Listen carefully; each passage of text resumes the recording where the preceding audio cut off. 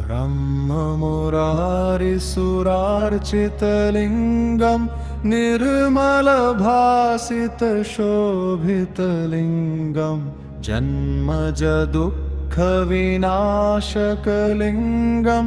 तत्प्रणमामि सदा शिवलिङ्गं देवमुनिप्रवरार्चितलिङ्गं कामदहनकरुणाकरलिङ्गं रावणदर्पविनाशकलिङ्गं तत्प्रणमामि सदा शिवलिङ्गं तत्प्रणमामि सदा शिवलिङ्गं तत्प्रणमामि सदा शिवलिङ्गं तत्प्रणमामि सदा शिवलिङ्गम् सर्वसुगन्धिसुलेपितलिङ्गं बुद्धिविवर्धनकारणलिङ्गं सिद्धसुरासुरवन्दितलिङ्गं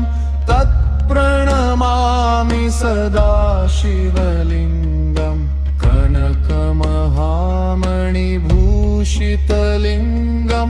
फणिपतिवेष्टितशोभितलिङ्गं दक्षसुयज्ञविनाशकलिङ्गं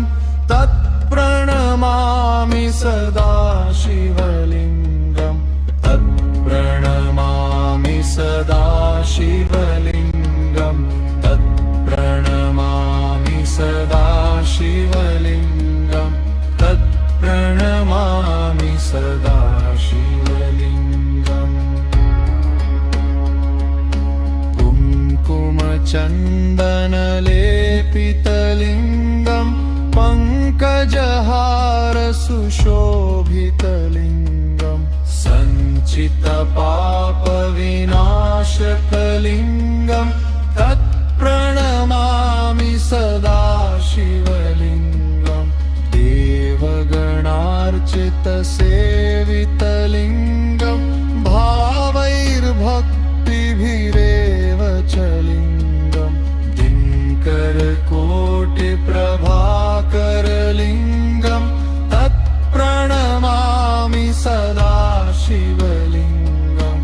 अष्टदलोपरिवेष्टितलिङ्गं सर्वसमुद्भवकारणलिङ्गम्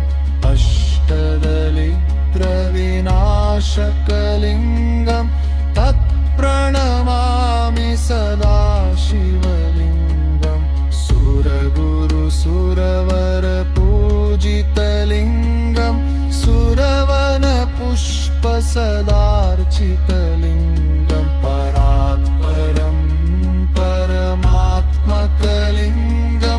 तत्प्रणमामि सदा शिवलिङ्गं तत्प्रणमामि सदा शिवलिङ्गं तत्प्रणमामि सदा शिवलिङ्गं तत्प्रणमामि सदा शिवलिङ्गम् लिङ्गाष्टकमिदं पुण्यं यः पठेत् शिवसन्निधौ शिवलोकमवाप्नोति शिवेन सह मोदते।